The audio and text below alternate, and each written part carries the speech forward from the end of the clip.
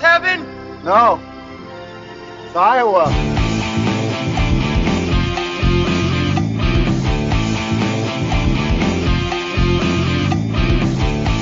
Guys, I'm getting out. You can't get out. You think you can just get out? Just like that? Just one big score, baby. I know, man. You got color TVs in every room. You're living the American fucking dream, buddy. That's true. I got that. I've got, well, I shouldn't say it, but, you know, in the bedroom, I got a bad bitch. And Do you have just the one or do you have multiple? oh, multiple. But I'm getting out of the business, guys. This podcasting game is just not for you, huh? That's right. You got to split it 3 ways. Well, on your way out, do you want some Coke or have some weed? I mean, you know me. I'm your friend. Your main boy. Thick Do you thin. have them on a cross that you lick all the time?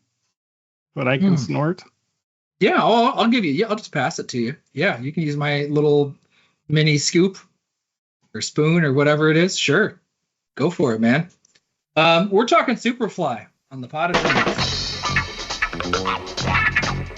This dude is bad, and he ain't just fly. He's Superfly, yeah, Superfly. When it comes to women, they come to him, but it's still not enough. He wants a big score, $1 million in cash, yeah, the big one.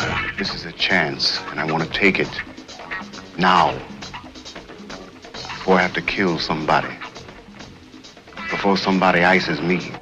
What kind of money are we talking about?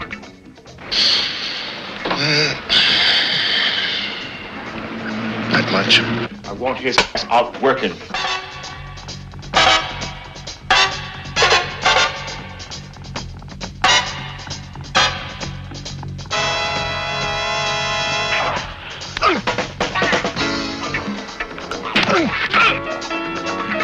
Now that I took all this chance for nothing, and I go back to being nothing, working some jive job for chump change day after day, because that's all I'm supposed to do, then they're gonna have to kill me, because that ain't enough. Ain't I clean, bad machine, super cool, super mean, feeling good for the man, Superfly, here I stand, secret stash, heavy bread, baddest bitches in the bed, I'm your pusher man.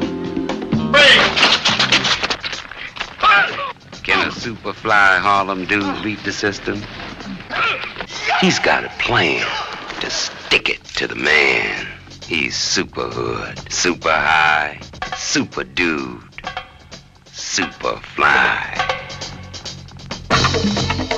Hello, everybody. You're listening to the Pot of Dreams. If you listen, we will pod. I'm Ben, along with Kevin and Eric. How are you fellas doing? Doing great, man. Excited to be here. High on cocaine, as usual. All right, great. My normal Fantastic. pre-podcast routine, just snort a couple 8-balls. It's fine. You can do a little. Do you couple snort bumps 8 here and ball? there. 8 balls. I mean, if you could, it's a fair amount to do. That's but a yes, lot of cocaine, right? Yeah. Cokeheads would absolutely snort an 8-ball easily in a night. They could do that. Yeah, and you guys can't see this, but every I don't know, like 15, 20 minutes, Eric gives himself a little bump. He just goes off mic. You got to go just both recharges. nostrils too.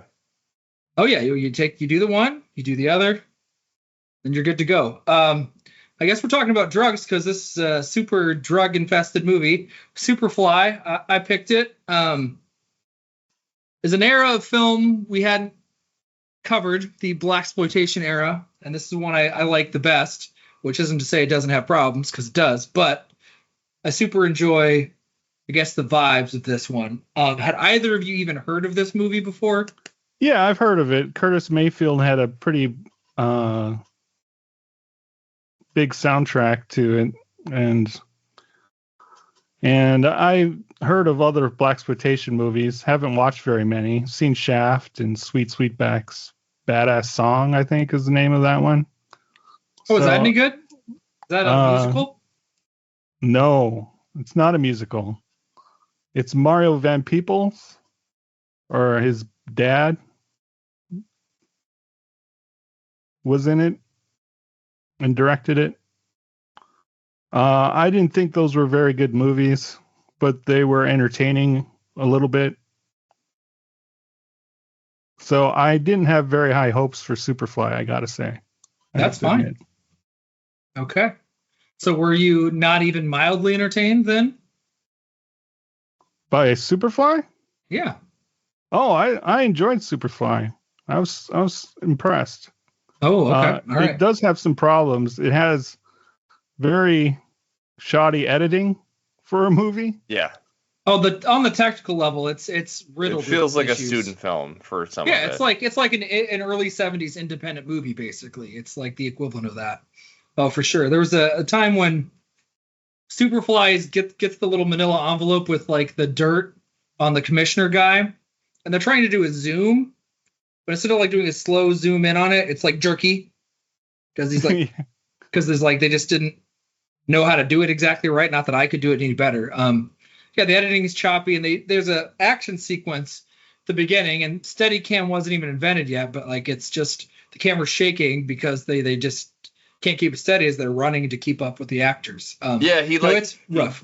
He jumps over trash, which is where the camera is, and the camera gets hit, and it like shakes, and you can see stuff like it's just there's a little bit of that, but there is a cool sequence with the still photography, which I thought was like really the cool, montage. He's like the montage of the drug deal. Like I thought that worked really well. I was like, whoa, that is like a cool move to put in a movie like this. Yeah, I'd forgotten about it. In the beginning, we get a little like still photography. So you had seen this before? Yeah, call it 10 okay. years ago, give or take. Yeah, it was. I don't know if it was on Roger Ebert's great movies list or what, but I don't remember how I came across watching it.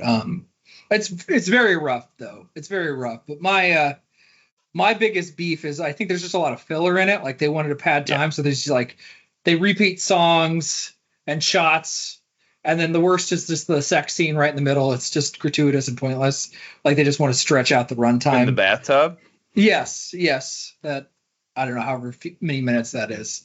Some nice that's booty shot in that. It starts right on the nice ass. Just that's it, and that's the big focus the whole time. But more than anything, I like the vibes. And Eric, you talk about sometimes it's like the bros getting together and then that guitar shreds and you're on board. To me, one of those things that just gets my juices flowing is like dirty 70s New York, 70s, 80s New York. When I see that, I'm already like, all right, hell yeah.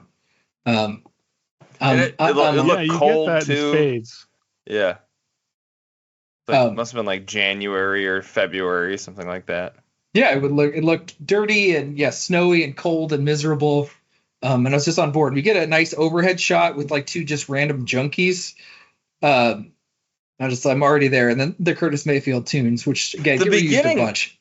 I know. I mean, this is probably stupid because I'm not like a film expert, but Tarantino must love this movie and movies like this because like I really thought of Jackie Brown a lot when I was watching this movie. He's like, oh, that's kind of, he must have stole a little bit of this from this movie for Jackie Brown. You know, I think he was trying to make a blaxploitation movie with Jackie Brown. Oh, absolutely. Yeah, for sure. Pam Grier was a big blaxploitation star. So absolutely, he was bringing her career back and redoing it and adding little touches. No, that's totally correct. I'm sure he saw a bunch of those. I probably saw all of them. But it's that score and then just walking around and just seeing like they're just walking through the city at the beginning. I'm just like fucking around and it just looks I don't know. It just makes me happy. And then there's lots of little moments amidst the padding that really. I really, really like. But I mean, Eric, what was your general thoughts? You didn't even know this movie existed? So Eric taking a break for a little bump. All right, go ahead. I can hear you. He's white around the nose like a Georgia mule. Yeah, I had to just do some cocaine. Sorry. You're good. So had you heard of this movie at all, Eric? And what were your impressions? Oh yeah, I mean I had heard of it. I had never seen it before. It was kind of choppy. It took a little while to get to the plot because like he gets jumped and you're okay, so he gets jumped by some weird junkies and then he his customers basically. And then he goes to a craps game. We still don't really know what's going on, like what's happening, what's this guy's deal. And there's some weird a weird vibe that he gives me. Like, I don't know what his deal is. It turns out he's done with it and wants to get out and doesn't like this shit, doesn't like the life anymore. But it took me a minute to like connect with what he was doing, and then we find out he's got his business partner and like, you know, they've been dealing together and he's trying to get out. And like once that started, he's like, one big score. I'm like, all right, I'm in. Like, Okay. One last score. There was also a lot of side stories, like the one dude with his wife, where he gets him to steal money from some other guy. Like there was a lot of that stuff that like I didn't need all that, you know. Well, he's got to show how he runs his business, I guess. It shows a little bit why he doesn't like it, because he has to toe the line. Like, he's not killed anybody yet, I think, is the implication. Like, he says that to his partner. He's like, so he's never killed, but he's like, it's gonna happen, and he knows it, and he doesn't want to do it, and he has to be tough with that fat Freddy guy to threaten to put his wife into prostitution. And I don't think he likes doing that shit, but he has to do it. Well, and his wife was also kind of flirting with everybody, and then he ends up killing another guy, right? Because he touched his wife's hand or something. Yeah. Oh, yeah. Fat Freddy. And then he gets pulled in by the cops, and then he gets run over by a car, awkwardly. Not before giving up Youngblood. His name, Priest. Right. Yeah, you keep calling him so Superfly. Priest is the main character. You call him Superfly? Like, I always forget his name, so I go for Superfly. Yeah, but Priest. Yes, Priest is his name. He gets called Youngblood by Scattershot, who's the old timer who Scatterman. Also, Scatterman, who also wants to get out, but he's the guy. He owns the jazz club, but he's also a big time coke dealer, right? Or he's like the middleman, coke middleman. Yeah, he purchased it wholesale and then taught Priest how to distribute, I guess, and sell. Well, and then Priest kind of inadvertently cuts him out, right? Because he's like, he goes to the main guy. The main guy's like, well, I'll just go to you. And that gets Scatterman killed. Right, because they didn't need him anymore. Yeah. Which is one of the moments I liked. I mean, I don't like it because it wasn't happy, but I think it was well done, even though it was like rough. Is when he dies, he's just like, please don't kill me. And they just inject him with this, whatever, heroin or whatever it is. And he like just has this last, right. And just has this one moment, oh, you did it. And then that's it. And you get to see the end of the life, right? Like he Scatterman had it all. And then obviously just ended up dead in some car, courtesy of the cops. Yeah. And Priest doesn't want that to happen to him, but his business partner is like all for it. Like, oh, he had a nice life, and he's like, let's do that. He's like, fuck it, yeah, I'll do this for a couple decades and then get killed, but I'll live it up while I can. You got color TV and snort half a piece a day or whatever he says, half a dope a day, American dream. Yeah. And he gets asked, Priest gets asked all the time what he would do if he was out. He doesn't even have an answer to that, which is interesting. There's so much going on underneath the surface because, the Civil Rights Act was, 5 years before this movie came out? There wasn't hardly any quote-unquote black movies before this era. Like, it just, so many things coalescing at this time. The Hays Code is done. The studio system is collapsing so you could make a movie like this. It's part of the way I like it, just the vibes and energy. It just captures a really particular time and place. There's a little bit about, isn't it like the Black Panthers that come to him, right? When he's at that German bar. I always thought that was kind of weird that he hung out at some fucking German bar. But, was it German? I didn't read what was. There was like Hofsbrau or something like that is what it said on the sign. Oh, interesting. I didn't ever notice that. That was the beer they were advertising. I don't know if it was a German bar. Yeah, maybe right. But yeah, and then he's, he kind of tells him to get out of here. I'm not gonna fucking help you guys. So there's a little bit of that sort of political kind of. Does a drug dealer want to help the Black Panthers? And he doesn't. Kind of. No, he does not. If you want to get a bunch of guns and kill Whitey, sign me up. Otherwise, leave me alone. just this blatantly pissed off guy trying to figure out what he's doing. Yeah, there's a little bit of what's he going to do with all this, and you see, and what I like is you don't, it doesn't overstate it. You see the effect that the drugs are having on the community. It's not like really helping anybody except for a few people at the top, and even then, really, they're just helping rich, corrupt, white cops. So it's super not beneficial, other than the few people at the top. I don't know. It just doesn't look glamorous. You get to see all aspects of it. But mostly it's like the location, the vibes of this movie that I like.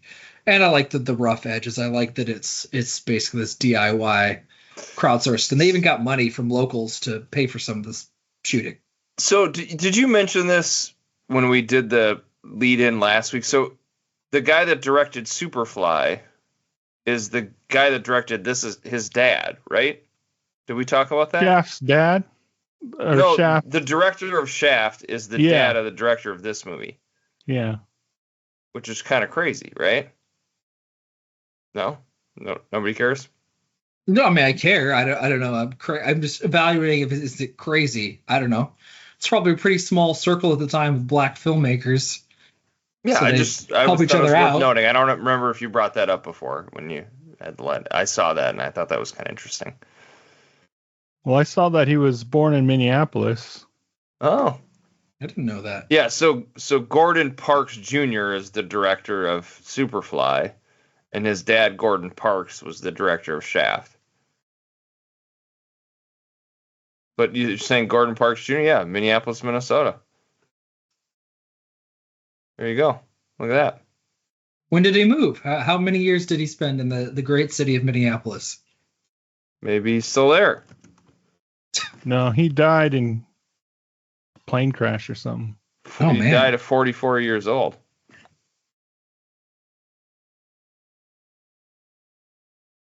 Just a few years after he made this. Like 7 years later. Oh, wow.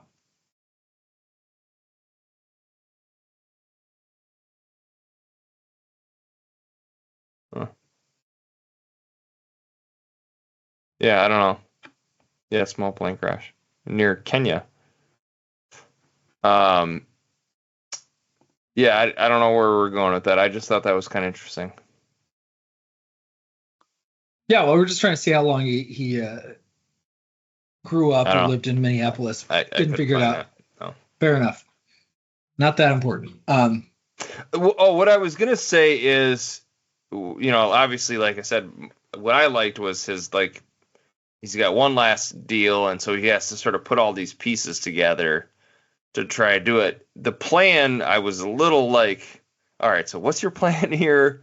It was a little confusing to me, and then obviously the way it plays out, sort of like an Ocean's movie where he had this whole, plan all along where he's going to switch the bags and then, all of that, and straight out of Jackie Brown. Now that you say that, don't they switch bags at the end of Jackie Brown? Yes, that's exactly what they do. Yeah, she disguises the bag and at the department store, walks out, and then De Niro has the other bag and it's just got clothes in it. He took the money, so it's very similar setup. But I just walk me through it. He was gonna get the drugs and just do a big drug deal and then just bounce, right? That was his original plan. The original plan was get as much coke as he can. Yeah. $500,000 and then go do whatever. If he didn't know what he was going to do, but he's just going to leave New York and go wherever the hell. But then they got pinched, and the cops were going to you got to do this for me, or we're going to kill you. And so he wanted then just to take half his money from his business partner, who wasn't going to let him do it, right? Yeah. So then they've already sold their coke. Right. So they have their $1 million, right? They have their $1 million at the end. So he takes his $500,000. He uses $100,000 of it though to go to the mob and get a hit out on or he that said guy's. he did. Yeah. Well, you see him at talking a coffee to two shop. mobsters. That's true. Yeah. But I know how the financial arrangement works, right? Do they get paid regardless? The mob gets $100K no matter what. You know what I'm saying? You know what I'm saying? Like, Yeah, they don't make it clear. But did you For know sure. when that was happening? That was his plan. 'Cause No, that was not at all. I was No. very confused. I'm like, You're not who supposed are to. these people? What is he doing? Yeah. There was a You're lot not of that. supposed to know. There was a lot of like, I don't know what you're doing, man. I don't understand this. Yeah, but yeah, then they don't it pays explain off. stuff. Oh, it does for sure. Yeah, characters come and go, and they aren't elaborated on, and they're not fleshed out. Like the two female characters in this, like have almost no anything. Like they don't get any actual like breadth or depth whatsoever. But yeah, they get, but it culminates in a like he gets to tell the cops to fuck off. He like snorts coke right in front of them, right? Like he pulls it out, looks at them, snorts them, and then just berates them, kicks their ass, and then in the end they let him go because they can't do anything. Threw the one guy right in the trash can. Just a direct shot. All that karate paid off, you know. Yeah, The karate was yeah. I forgot there was a lot of karate in this movie too. Yeah. Yep. He walks away. Never know what he did, but no, yeah, you're not supposed to know. It's like he's just having this random conversation. And yeah, it doesn't hold hand. It just kind of throws you into this chaotic life of this dude as he's just walking. Most of it's just him walking into bars and having conversations with people. Yeah, right. You go from one bar to another bar and have a conversation. You're like, wait, who's this guy? Who's this guy? What's going on? What's their motivation? Yeah, I don't know. It is a little frenetic in that. It's like it's not super well written. It's not laser precise. It's part of the roughness. I mean, I like it, but it's also it isn't clean and tight. It's kind of like what's happening. I don't know. Let's look for context clues. And the white lady, I don't even know. I mean, how did they meet? What's their backstory? Well, she's obviously his mistress. Sure. Side piece. Well, she thinks she's the main piece, doesn't she? Does she know she's a side piece? Well, she might think complains she's the a main little course. bit about She's, him just coming over. am I just a drug dealer to you? Right. Is that all I am? But I don't even know what her name is. And she's just like 70s white rich lady. She looks very dead-eyed to me too. By the way, I mean, I look at her eyes and like, what's going on? I can't tell. Probably on a bunch of cocaine. Well, that's true. But I it's like, how did they meet? Was he her drug dealer at one point? And I guess that was it. Like, well, he makes that one joke about you deal more. You're the better drug dealer than anybody I have, or whatever. So she probably helped him. She was probably a hookup, and then he got hooked up. Sure. She's got her rich white friends who want to do that 70s coke. I don't know. It's one of those ones just like looking at all the buildings. I don't know. Like the 70s just seems like a wild time. I mean, you were born in the 70s, Kevin, but you didn't get to walk around New York streets. It seems like just wild. I don't know. Just even looking at prices, dirty and dangerous. And I look at the prices and think this is bonkers. Just absolutely bonkers. Is that just because it's like post-Vietnam and there's all this turmoil in the 60s that things were just out of control, or what? I don't know why New York got so shitty in the 70s and 80s. I think in the time this movie was shot, Vietnam was, I think, still going on. So it wasn't even done. Yeah, I don't know. I don't know what the story is for why New York was so bad in the 70s and 80s. I don't know what the history of that is, but it's probably all the drug dealing. Yeah, maybe. A lot of cocaine. Yeah, rampant cocaine. No crack yet, right? So it's just straight cocaine. Yeah, I don't know. Meth hadn't been invented yet. It's just coke or weed. They really dined out on that Curtis Mayfield song in this movie.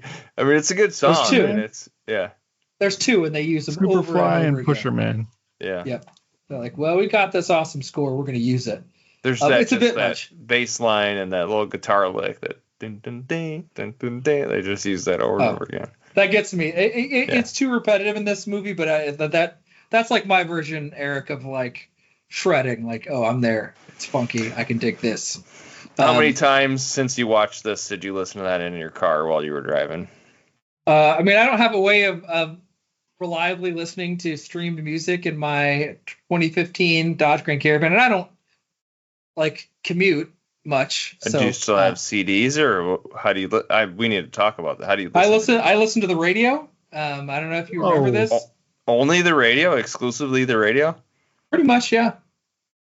Do you have a tape deck or a CD player or anything? I do, but I'm not going to get my book of CDs out and like plug in a CD. They make those like things you could. I had it in my tape deck where you had a do you have an aux cable where you could plug in? Yes, your there's phone? an auxiliary cable. I know what you're talking about. It's a cassette that like has a cord on it that you can plug into your iPhone. I know exactly what you're talking about. I've had one of those in the past. I don't know where it is currently. It may have just offed itself. I don't know.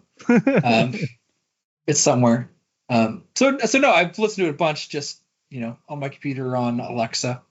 Although the first time I heard it, I'd never heard the song before until I watched Superfly.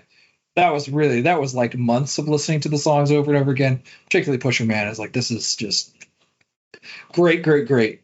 I could have done less shots in this movie of Ron O'Neal's face, though, especially in the beginning. Like, for a while, we're looking outside, and then he gets in his car, and it just, like, the camera's right on his face. I wanted to see more of the streets. And we just get lots of, okay, he's driving, and the credits, they just, like, lingered on for me quite a lot. But, yeah, they're like, we got a hit here. These are hit songs. We're just keep playing them. We're just going to keep doing it. I mean, he's even in the movie doing the song, like, performing it. Yeah, and they listen to a record of it in the movie. Yeah. Like, right before he confronts his partner about, like, I'm getting out right now. Like, they start playing Superfly. Or maybe it's, I don't know if it's Superfly or Pusher Man, but one of the two, the record starts spinning to take it out. But hey, good stuff. Love that 70s funky sound. I thought he had an interesting face. He's an unusual looking cat, man. Oh, he looks like Prince a little bit. Yeah, I see where Prince got his look from. Yeah. Oh, going interesting. for that Superfly. Stole it from Superfly. Interesting. Like the cool mustache and then the long hair. That's definitely a Prince look. The straight hair for. Yeah, he looks a different looking guy. Like, yeah, just recognizable. Yeah, but he's not in very much other stuff. Like, because I couldn't tell you offhand any other movie he's been in. I could look up Wikipedia and I think find like a couple of movies that he's done. Like Superfly 2, is he in Superfly the sequel? Like Superfly I think so. TNT or something? There's a sequel. I think if you count the remake, I think there's 4 movies total. Wow. But they don't like it. Doesn't this wasn't the era of franchises, so it wasn't like they did Superfly and they're like, crap, this movie made a boatload of money, which it did. This movie was a hit. They weren't like, hey, we got to just turn around and make Superfly 2, the continuing adventures of Priest. I think there's a pretty big gap. Interesting. Let's see. Let's pull that.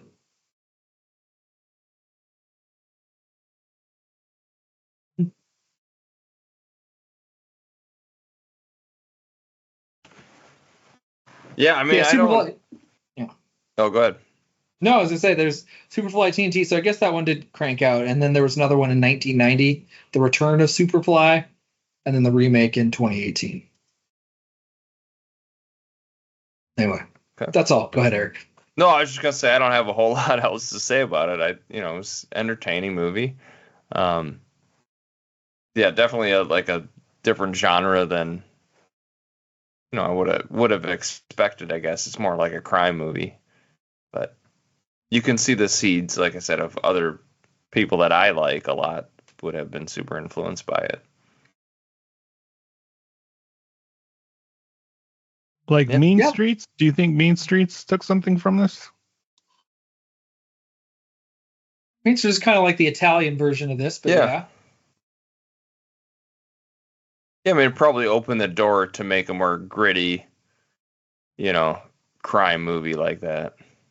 I mean, yeah, this is the 70s. This is like right at the beginning of the 70s explosion of all these crime movies, right? Godfather came out this year. It was just the era of studios just giving the keys to anybody, like, make movies. We don't know how to do this. And people rooting for the criminals, wanting them to be heroes. This is the era of cops being super corrupt. Yeah, Serpico's going to come out in a year, and everybody thinking, like, authority sucks. Yeah, I guess that probably ties into the Vietnam War. Like, everybody within is like, oh, yeah, the U.S. government lied. They killed a bunch of people. Nixon's resigning then, right? There's that whole part of it. That's coming, but yeah. The distrust of power. The man. Yeah. And this one, they get to tell, like, whatever vice commissioner, whatever his title was, to fuck off. I'm sure that played for everybody, but particularly a black audience. You got to watch this, like, Black man tell a super corrupt white cop to just piss off, and then he walk away. Yeah, he won. He beat him. And he gets out of the life of crime, right? He doesn't glamorize it really, because it makes it clear you're really not doing anything. You're not rebelling against anything. Crime is just another layer of the man, right? It's another thing the man does. And he walks away, and it's great. I don't have a lot to say about it either. I think people should check it out. It's very rough. It's not polished, but that's what makes it, I think, charming to me. It's like, we're going to just grit it out, make a movie. We kind of know what we're doing, but we don't have a ton of money and a ton of experience. Yeah, the editing gets a little wonky, but it makes, like, delightful awkwardness. I love the chase at the beginning. Is just him sprinting after two junkies, or one. He knocks one out or whatever, and then chases the other one. And they just run through the neighborhood, eventually, like, climbing up fire escapes, and the ends with the junkie just, like, collapsing and just vomiting because he's exhausted. I don't even know what the junkie took, by the way. Like, drugs, I guess. I couldn't even figure out. Some cash, it looked like. Yeah, he had it in his hand, and then he grabs it from him after he kicks him. There's just that poor family in there, like, screaming, like, just, there's, like, I guess this is shit we have to deal with. Like, there's nobody we can call. Like, this is just how it is. People living their life. Sleeping on mattresses on the floor and stuff. Yeah. Yeah, I like the social implications of it. Like, his partner just wanted to keep doing what they were doing because this is, like, what the man set up for them. And that's kind of like all he could expect and hope for. Like, this is as good as it gets. Yeah, he was fine. He's like, yeah, I'm getting used. And I like, because he makes a compelling argument. It's not just he's like, I get used by anybody. I'd get used if I were, like, a cashier. Like, I'm getting used when I'm making a shit ton of money to get used. Let him use me. I don't care. Well, then he's like, what are you going to do? Like, what else are you going to do? Yeah, it's a really good bit of dialogue. Yeah, what options? Fine. 2 decades as a super rich guy, and then the white people are done with me. That's fine, man. But for Priest, it's just not enough. And he's like, I got to get out. Like, this is awful. I want to try to figure out what freedom really looks like, right? I mean, we've just Civil Rights Act Pat. I want to try to actually live life, whatever that means. And that's great. Just individualist 70s message. So, yeah. Because, like, 500,000 then that's definitely $1 million now, don't you think? It's probably like $5 million. So that's a lot of money. Oh, you mean him leaving with 900? Yeah. He left with like 900,000. I think, didn't he take his partner's share? I don't think so. Oh, he did. Well, then he's an honorable man. So he got 400,000. You could live for several years off 400,000 in 1972. I'm gonna look that up. 400,000 in 1972. Yeah, because you could go go down to Florida Keys and buy a house. It's worth $3 million now. Yeah. Yeah, that's a lot of money. You can get a fresh start. And this is before there are, like, cameras everywhere, and just, hey, we find a spot, and maybe I'm gonna open a bar, whatever. Like, I don't know, lots of options. Or just go sell drugs somewhere else. He could. Well, that's the thing. He's gonna have a hell of a drug habit to kick. I was like, that's gonna be one thing, buddy. Like, you've been snorting a bunch of cocaine every day for years. Well, it was funny because the the bar guy that he was buying this stuff from was like, I got my own personal stash. It's like he was gonna let him sell that.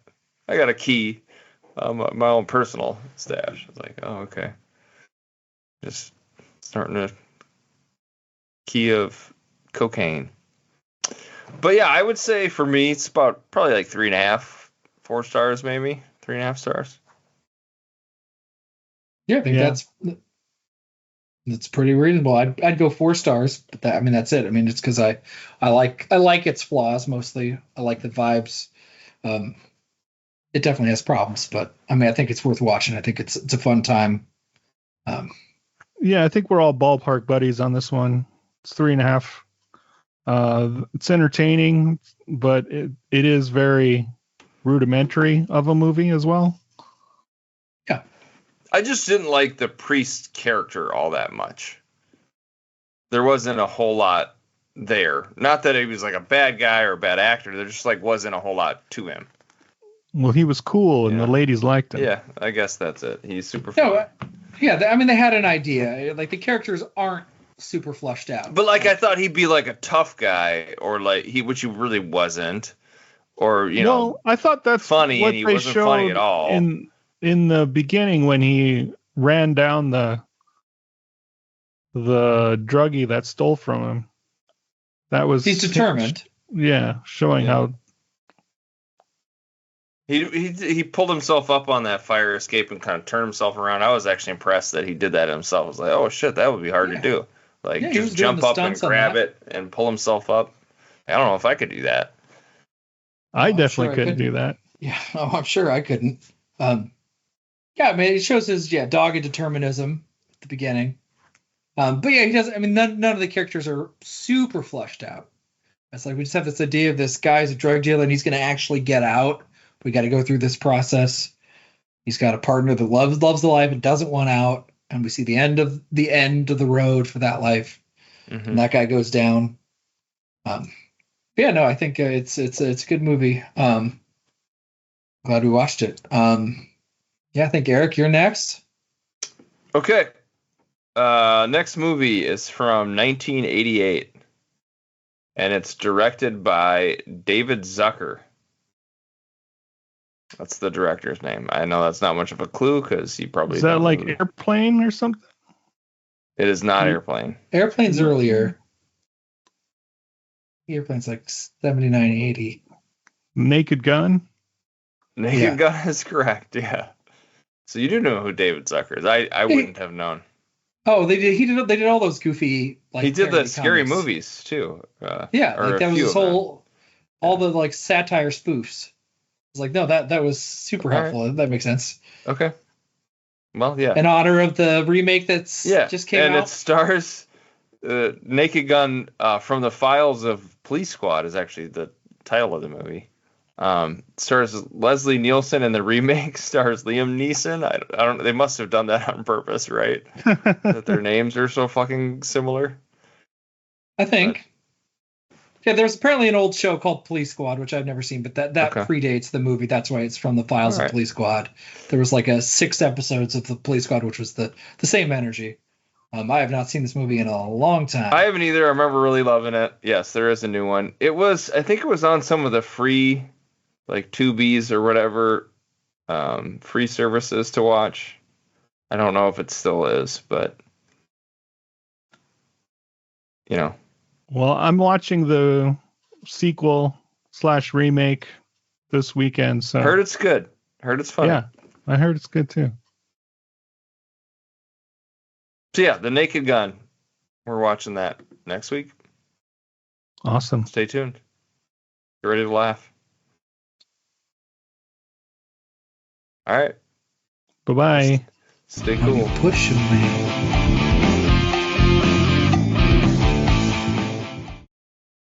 So Eric, what happened?